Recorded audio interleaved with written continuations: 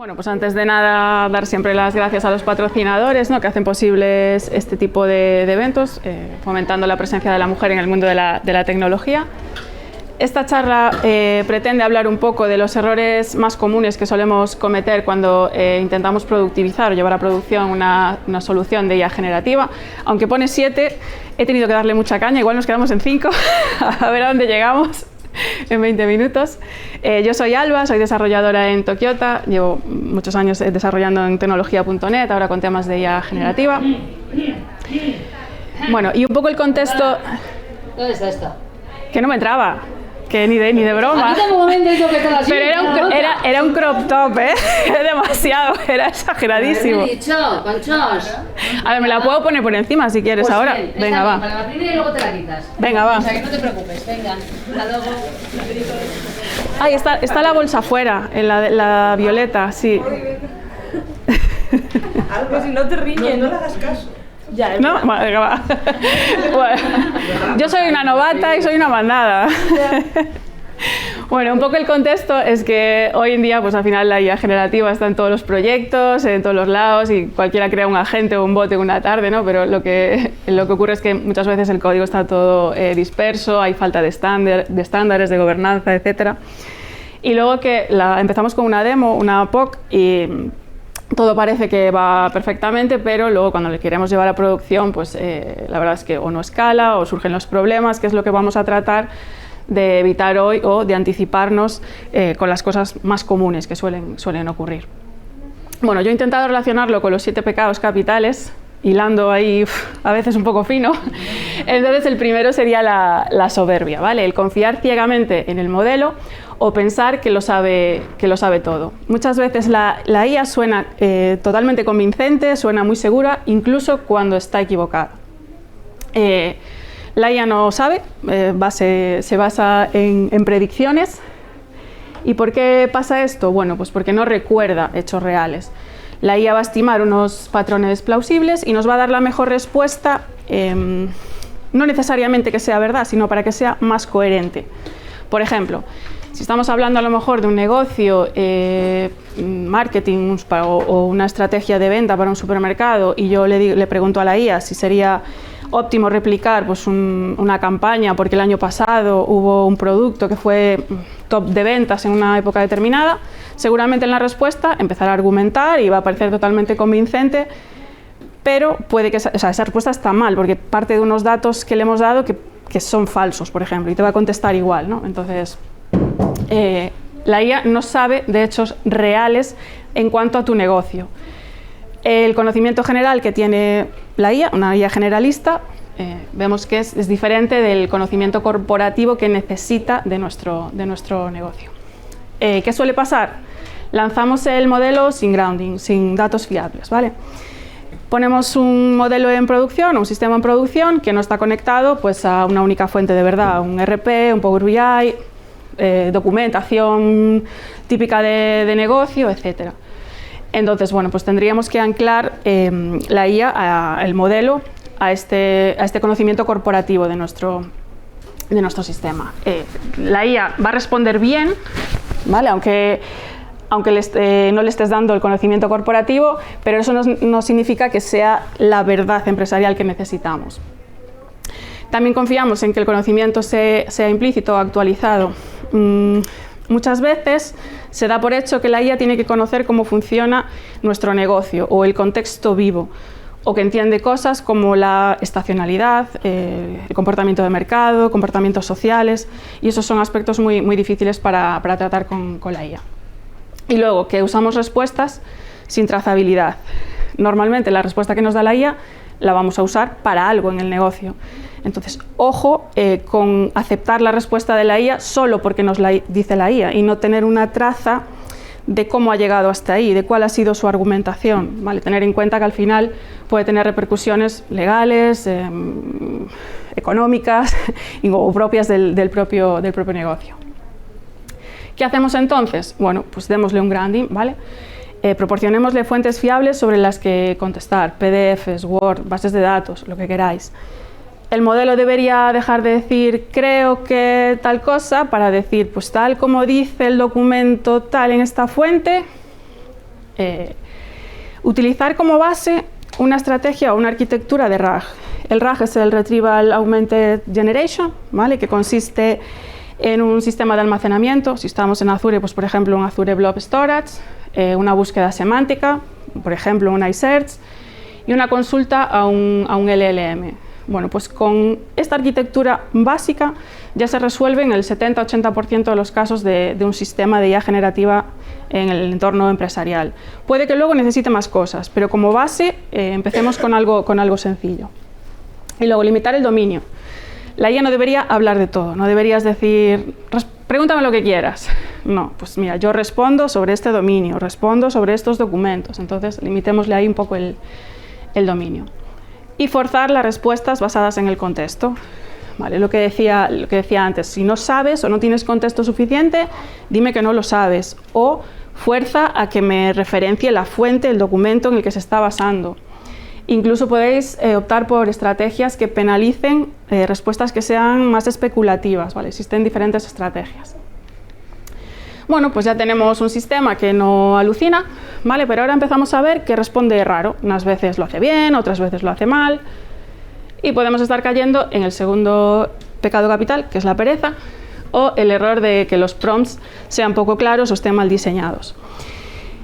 Todos utilizamos la IA en el día a día, pero es cierto que todos la utilizamos regular. Muchas veces le hablamos de aquella manera. Entonces, a veces llegamos con prompts demasiado largos, que son ambiguos, mezclas instrucciones con ejemplos, con reglas. Luego a veces hay contradicciones dentro de los prompts. Entonces, no es que la IA o el modelo funcione mal, sino que no te está entendiendo, o sea, no sabe qué priorizar. Va a hacer exactamente lo que le pidas, incluso aunque se lo pidas mal. ¿Con qué nos solemos encontrar también? Pues con lo que yo llamo el prompt Frankenstein, ¿no? Que es un prompt que sprint tras sprint lo vas depurando, va creciendo, lo que decíamos, más instrucciones, más ejemplos, más reglas, acaba cayendo en contradicciones. A lo mejor el conocimiento está en la cabeza de una sola persona del equipo y ya nadie quiere meter mano. Si cambias una frase, que es un comportamiento bastante común, parece que el resultado es muy diferente, ¿no? Entonces, esos son indicios de que probablemente el problema que estás teniendo sea en cuanto al prompt. Son cosillas a revisar. Buenas prácticas a nivel de prompting. Aquí os he puesto 6, pero las voy a ir contando rápido para que nos dé tiempo. Bueno, pues no le demos que el prompt no sea demasiado vago, ¿vale? No, falta de contexto, detalle. No es lo mismo decir, pues eso, háblame de algo súper generalista que darle casos mucho más específicos. Que no tengan un objetivo. ¿Para qué queremos la respuesta? No es lo mismo que la queramos para un documento, que para rellenar un formulario, que para una tabla. Hay que pensar para qué quiere el usuario esa información una vez la recibe. No definir un formato de salida. Lo mismo. Un sistema con IA generativa, si el usuario no puede utilizarlo después, no vale para nada. O sea, no es útil para el negocio. Entonces, ¿qué es lo que ellos necesitan? Una tabla, pues especifiquemos el formato de salida. Una lista, un texto. Cerremos siempre que podamos esa parte. Que los prompts sean demasiado amplios, aquí hablo en cuanto a generalidades, ¿no? Pues explícame la historia del mundo. Bueno, pues te fundes los tokens y no acabas más. Entonces, bueno, pues ve más a tiro fijo, divide las llamadas o las requests en varias más específicas, bueno, evalúa otras estrategias. Instrucciones contradictorias, que esto ocurre muchísimo cuando los prompts empiezan a ser un Frankenstein. Empieza a haber reglas, y en el medio ya hay reglas que contradicen otras. Y al final esto es lo que provoca que a veces funcione bien, a veces funcione mal, porque no sabe qué priorizar en cada una de las ejecuciones. Y luego, por último, el darle un contexto o un rol a quién recibe la respuesta. ¿Es para un niño de 10 años, una clase de primaria que le quieres dar una explicación, o es para un perfil técnico que, no sé, para una conferencia? Definamos para quién es o el rol de quien recibe la información. Importante, si subes el código a un repositorio, los prompts también tienen que ir con el código a un repositorio. Vale, tenemos que tener una trazabilidad de todas las versiones o todo lo que ocurre con nuestros prompts.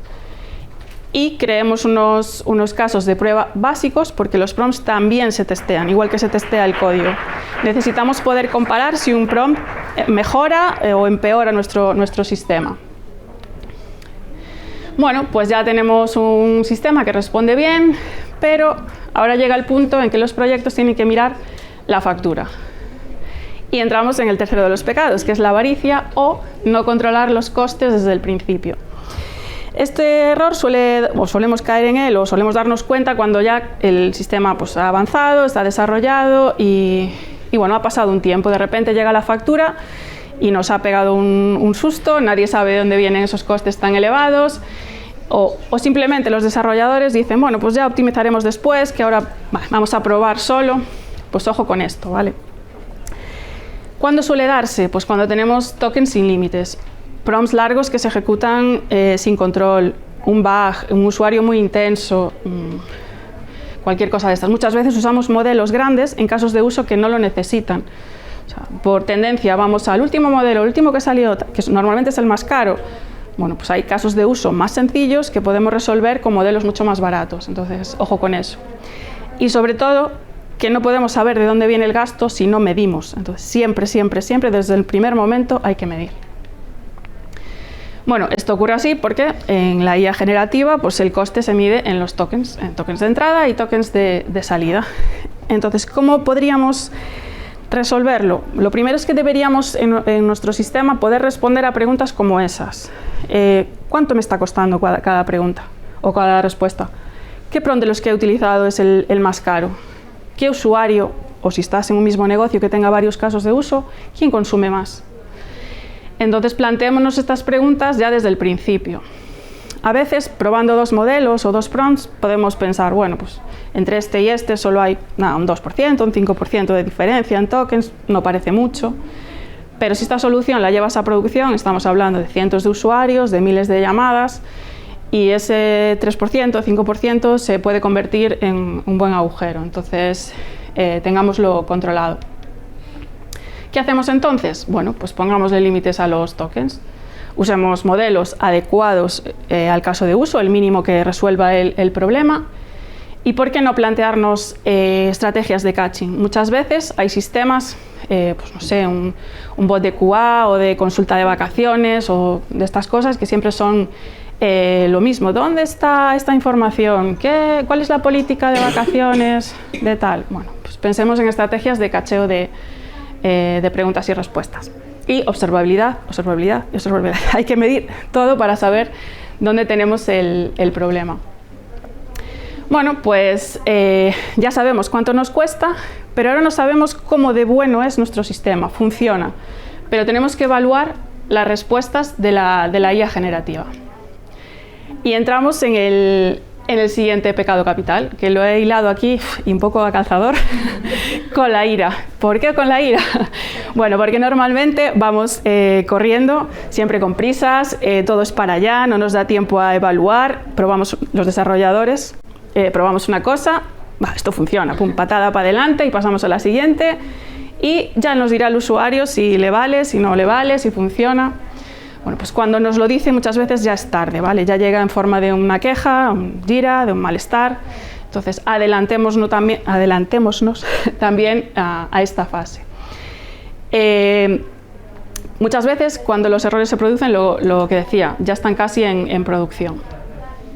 ¿Y por qué es difícil evaluar la IA generativa? Bueno, pues porque sabemos todos que no es como un API clásico, ni es binario, ni determinista, no hay una respuesta siempre correcta, pero si algo no está en los casos de prueba, entonces es que el sistema no se puede decir que esté preparado para ello. ¿Qué hacemos? Bueno, pues vamos a evaluar la calidad de la respuesta. Busquemos unos casos de prueba representativos para probarla. ¿Y qué son representativos? Pues preguntas mal formuladas y bien formuladas, con mucho contexto, con poco, pues con la impaciencia del usuario de clic, clic, clic, clic, casos muy comunes, casos corner, etc. Luego empecemos con criterios simples. Es mejor evaluar algo simple o imperfecto que no evaluar nada. Entonces, ¿por qué no tenemos una serie de preguntas fáciles que se puedan responder con un sí o un no, o con una puntuación del 1 al 5? Pues no sé, la respuesta es correcta, es clara, es útil para el objetivo del usuario, evita inventar cuando no se sabe algo. Bueno, pues hagamos un checklist de esas cosas. Automatizaciones simples. Hay cosas que nos pueden ayudar si las automatizamos. ¿Y qué cosas son? Pues por ejemplo, algo fácil de automatizar es el formato de salida que decíamos antes. Si yo le pido una tabla y me da una tabla, bien. Me da una lista, me da un texto, bueno, pues chequeemos si el formato de salida es correcto o no. Más cosas, ¿cuántas veces me dice que no sabe o que no tiene el contexto suficiente? Bueno, pues también lo podemos evaluar. Y por último, el feedback del usuario. Es importantísimo recoger desde el principio con algún sistema el feedback del usuario. Y el concepto de human in the loop. Al final aquí el humano coge una muestra selectiva de casos, los corrige, alimenta el sistema y bueno, la IA generativa no se evalúa sola, sino que la persona pues adquiere también un rol de evaluador. Bueno, pues el siguiente pecado capital es que ahora ya parece que está todo bien, pero lo hemos hecho demasiado complejo. Y este es el pecado capital que más nos gusta a los de que tenemos perfiles técnicos y más si te gusta la arquitectura. Porque empiezas desde el principio con arquitecturas de libro, la gula por supuesto, montando agentes por todos los lados, planners sofisticados, change tools por todos los lados y haces una sobreingeniería que lo único que hace es añadir más puntos de fallo al sistema, que el debug sea imposible y bueno, que comprender el sistema en sí sea mucho más difícil. Bueno, entonces, ¿qué debemos hacer aquí? Empecemos siempre con la aproximación más simple. La complejidad hay que demostrarla y ganársela. ¿Vale? Entonces, cada cambio que se haga en la arquitectura, en el sistema, luego veremos también tecnológicamente hablando, tiene que medirse, justificarse para que se añada pues, al stack tecnológico que tiene el sistema en ese momento. Bueno, y hemos llegado a los primeros 5 errores y pecados capitales principales y vamos a por los 2 últimos de forma rápida. La lujuria. Bueno, pues aquí no tiene nada que ver con el deseo sexual, que también me costó hilarlo por ahí, pero sí por la atracción por lo inmediato, por lo más cómodo, ¿no? Y lo más potente, llegando incluso a ceder cierto control. ¿El control de qué? Bueno, pues en este caso, ¿de dónde están nuestros datos?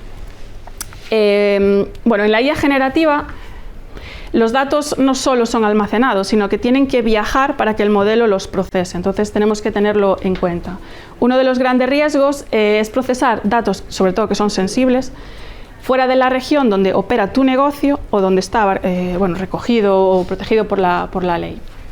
Muchas veces pensando que tienes tus recursos en Azure, por ejemplo en Azure, en una región tipo Spain Central, bueno, yo estoy tranquila porque mis datos no salen de una región España. No, error.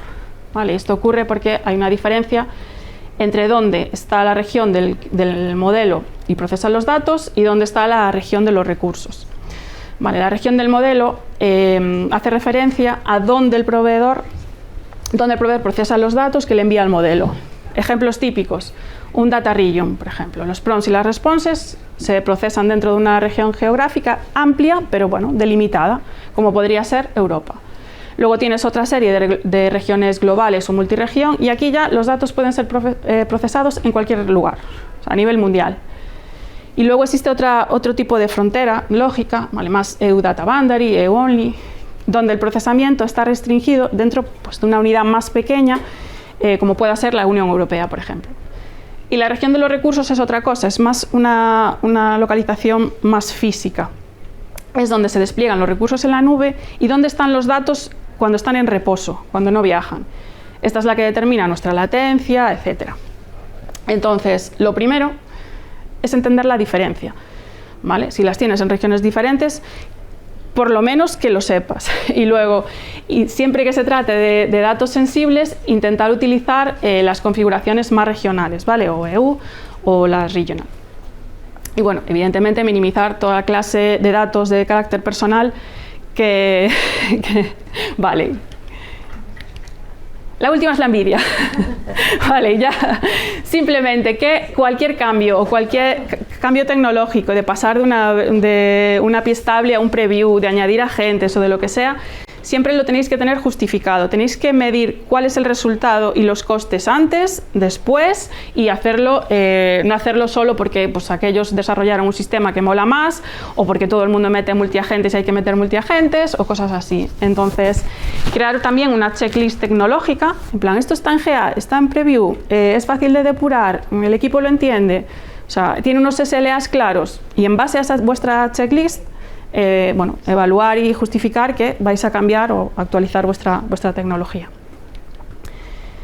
Bueno, eso es un poco lo que os venía contando aquí, y ahora sí que ya hemos acabado con los 7 errores capitales o los 7 pecados capitales o los 7 errores más comunes que solemos cometer para llevar una solución de IA generativa a producción. Gracias de nuevo otra vez a los patrocinadores que hacen posible pues, este tipo de eventos. Y bueno, este año pues, los beneficios van en colaboración con la Asociación de Daño Cerebral Estatal, y aquí dejo el este. Vale.